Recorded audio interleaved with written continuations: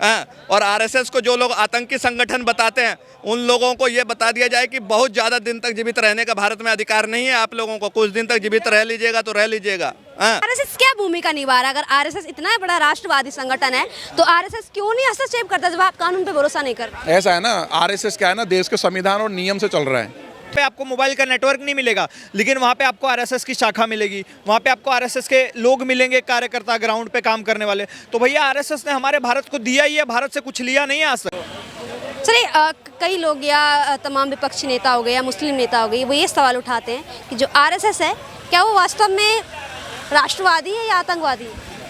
RSS जो देश के टुकड़े टुकड़े गैंग है, जो लेफ्टिस्ट है, जो बांगपंथी हैं, जो लुटियन जोन वाले, जो देश के अंदर गद्दार है, जो स्लीपर सेल आतंकवादी, जो घुसपैठी है, तारों के नीचे से आकर घुसे हुए हैं, उनके लिए तो आतंकवादी है। उनके लिए जो भारत के मूल नागरिक हैं, इस देश के जो नागरिक हैं, उनके लिए आतंकवादी नहीं है। जो आपने कहा टुकड़े टुकड़े गैंग जो तारों के नीचे से घुस के भारत में आए, उनके लिए क्यों मतलब आतंकवादी है? एक बार बताओ मैडम, आपके घर में कोई घुसपैठ या घुस जाए स्लीपर सेल हैं आपकी बिन परमिशन के अवैध तरीके से, तो आपके लिए क्या है? वो आपका मेहमान है क्या है? वो घुसपैठिया, वो बता दो तो बस। तो फिर आरएसएस उनके लिए आतंकवादी क्यों है? भारत के गद्दारों के लिए तो आतंकवादी हम भी हैं। जैसे ओवैसी बोलता है 15 मिनट के लिए पुलिस हटा दो, तो हम भी आतंकवादी हैं उसके लिए, गद्दारों के लिए। जो कहते हैं कि हिंदुस्तान में से हिंदुओं को मिटा देंगे, भगवा को मिटा देंगे, तो उनके लिए सबसे बड़े आतंकवादी हम हैं। कभी भी आ जाओ आमने सामने। कहाँ चार दीवारी कमरे में बैठ करके भोंकते हो तुम लोग? तुम्हारा 5 रुपये का इंटरनेट नहीं ख़राब होता और तुम इस देश के 100 करोड़ सनातनियों को सीधे चैलेंज करते हो। कहाँ गया मौलाना रशीदी, जो वो साला वो गधा वो सूअर ये बोल रहा था कि तुम पहले 9 दिन का व्रत रखते हो, फिर उसके बाद बलात्कार करते हो, अपनी को नहीं बताता तुम हलाला करते हो, अपनी बुआ चाचा मामा सबसे ही शादी कर लेते हो अपनी बहनों से, अपनी को नहीं बता रहा। हम तो हवा और पानी को पूजने वाले, पेड़ को पूजने वाले, हमें बता रहा कि हम अपनी माँ का बलात्कार करते हैं। बोला था ना उस कुत्ते को हमने कि जिस दिन मिलेगा मारेंगे, तो हमारा तो पूरा चैलेंज है, घर से ही नहीं निकल रहा उस दिन से अब तक, तो मारेंगे हम लोग। अब देश के मुसलमानों ने क्या अभी एक कानून को हाथ में लेने की क्या आवश्यकता पड़ रही है आपको? कानून है ना भारत में। कहाँ है कानून भारत के अंदर? जहाँ मैं खड़ा हूँ यहाँ कानून दिखा दो। यहाँ पर थोड़ी सी दूर में गांजे की पुड़िया बिक रही है, यहाँ पर इंजेक्शन बिक रहे हैं, वहाँ दारू बिक रही है। कहाँ है कानून देश में? आरएसएस को कैसे देख रही है भारत की जनता, कैसे देखती है? नहीं, आरएसएस अपना काम कर रही है, देश को भगवाए हिंद कर रही है धीरे धीरे, इन गद्दारों पे पिछवाड़े पे डंडा लगा लगा करके। आप एक बात बताओ ना, कानून कितने साल से इस देश में, ये बता दो जरा। आप जरा एक बार बताइए ना, एक्सप्लेन तो कर दीजिए।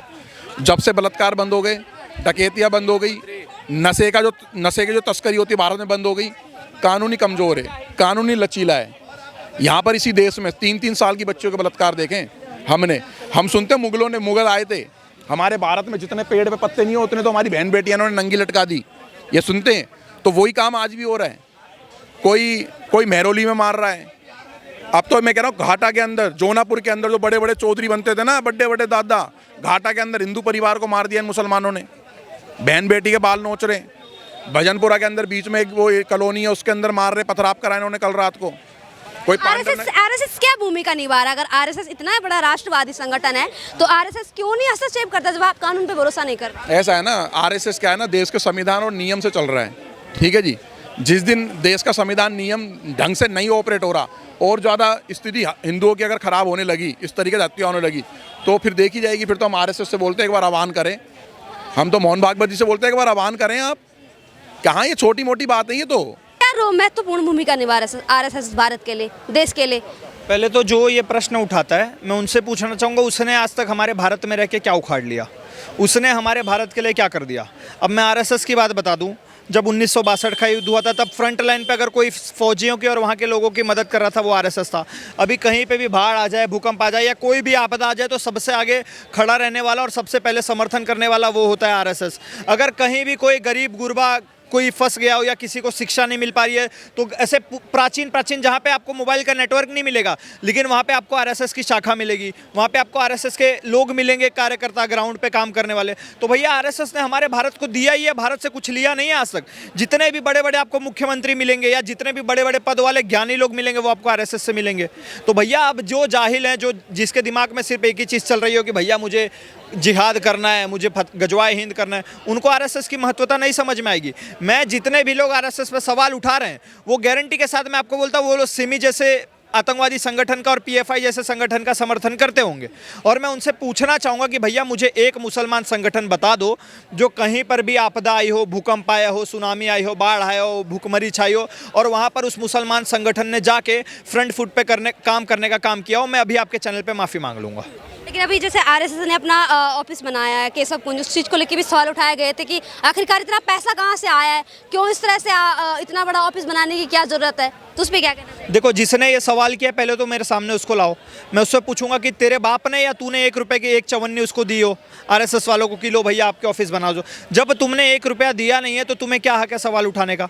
आरएसएस में जितना भी काम होता है वो आरएसएस के जो लोग होते हैं, जो वहाँ के कार्यकर्ता होते हैं, वो 1-1, 2-2 रुपया जितना भी उनकी हैसियत होती है वो डोनेशन देते हैं। या तो आरएसएस के ग्राउंड वर्कर जाके ग्राउंड पे जाके काम करते हैं और उन पे उसको जो फंड मिलता है उससे वो अपना डेवलपमेंट करते हैं। भैया आरएसएस की शाखा बढ़ रही है, आरएसएस का विंग बढ़ रहा है, आरएसएस का एक्सपांशन हो रहा है, तो वो तो हमारे देश के लिए अच्छा ही है ना। आरएसएस आखिर में क्या करता है? भूखों को खाना खिला रहा है, एजुकेशन प्रोवाइड कर रहा है, हेल्थ फैसिलिटी दे रहा है, तो यही सब तो एक देश के विकास के लिए चाहिए होता है। तो भैया वो चीज़ से हमें आरएसएस से मिल रही है तो हम आरएसएस का समर्थन कर रहे हैं। अभी होली को लेकर भी एक सवाल करेंगे थोड़े से सर। एक आरएसएस को लेकर कई सवाल उठाए जाते हैं। कई विपक्षी नेता या फिर जो मुस्लिम नेता हैं वो ये कहते हैं कि आरएसएस एक आतंकवादी संगठन है, उस पर क्या कहना चाहेंगे? मैं ये कहना चाहता हूँ क्योंकि एक आरएसएस इस देश को बचाने का जो काम कर रही है, ये देशद्रोही पार्टियाँ हैं विपक्ष में जितनी भी हैं, राष्ट्रद्रोही, सनातन द्रोही, ये नहीं चाहते ना। इन्होंने क्या है कि भारत को तो भी लगाया जाता है लोकतंत्र को खत्म करने का काम कर रहा है आरएसएस। अब मुझे एक बात बताओ कि 1991 का वर्षिप एक्ट बनाया था इन मक्कार कांग्रेसियों ने, जिन्होंने इस देश पर हमला किया, इस देश को पैरों तले यहाँ की संस्कृति को कुचला, उनको तुमने जो है रेगुलाइज कर दिया कि उनने जो मंदिर तोड़े हैं वो जायज़ तोड़े। उनका 1991 का वर्षिप एक्ट बना दिया क्या जिन ये मंदिर तोड़े अब इन पर कोई भी एक्शन नहीं होगा। बखबोर तुमने बना दिया, आप कोर्ट में भी चैलेंज नहीं दे सकते। इससे बड़े सर सवाल मेरा है, आरएसएस क्या भूमिका निभा रहा है देश की उन्नति के लिए? जिस तरह से राष्ट्र संगठन कहा जा रहा है, राष्ट्रीय संगठन कहा जा रहा है, राष्ट्रीय सेवक कहा जा रहा है, ऐसी क्या भूमिका निभा रहा है? उसकी भूमिका है कि सर्वे भवन्तु सुखिनः सर्वे सन्तु निरामया सर्वे भद्राणि पश्यन्तु मा कश्चित् दुर्भाग् भवेत्। उसकी आरएसएस की भावना ये है कि राष्ट्र के प्रति हमेशा वफादार रहना चाहिए। राष्ट्र ही सब कुछ है, राष्ट्र से हम कुछ लेते, राष्ट्र को देना चाहिए। राष्ट्र हमें हर चीज़ देता है, हमें ऑक्सीजन देता है, हमें खाना देता है राष्ट्र, तो इसलिए राष्ट्र सर्वोपरि है, ये आरएसएस की कामना।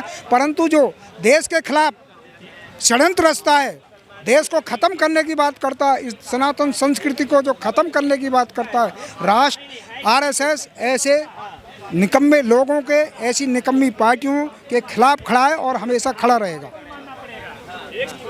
जो ये कहा जाता है कि आरएसएस जो है आतंकवादी संगठन है, तमाम विपक्षी नेताओं द्वारा ऐसा कहा जाता है, मुस्लिम नेताओं द्वारा ऐसा कहा जाता है, क्या कहना चाहेंगे आरएसएस के बारे में?